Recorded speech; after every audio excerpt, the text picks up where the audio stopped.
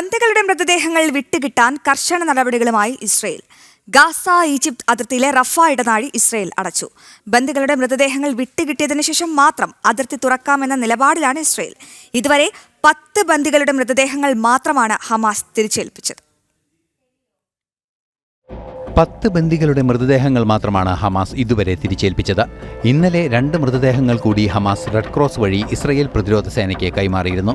ഇനിയും 18 ബന്ദികളുടെ മൃതദേഹങ്ങൾ വിട്ടുകിട്ടാനുണ്ട്. ഈ പശ്ചാത്തലത്തിലാണ് കടുത്ത നടപടികളുമായി ഇസ്രയേൽ നീക്കങ്ങൾ ആരംഭിച്ചത്. ഗാസ ഈജിപ്ത് അതിർത്തിയിലെ റഫ ക്രോസിംഗ് ഇസ്രയേൽ അടച്ചു.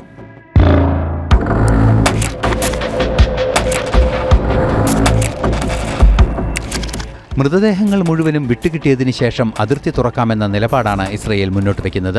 ഗാസയിലേക്ക് എണ്ണയും ഭക്ഷ്യവസ്തുക്കളും എത്തിക്കുന്ന സുപ്രധാന പാതയാണ് റഫ ഇടനാഴി. സമാധാന ധാരണയിലെ വ്യവസ്ഥകൾ ഹമാസ് കർശനമായി പാലിക്കണമെന്നും ഇസ്രയേൽ പ്രതിരോധ സേന അറിയിച്ചു.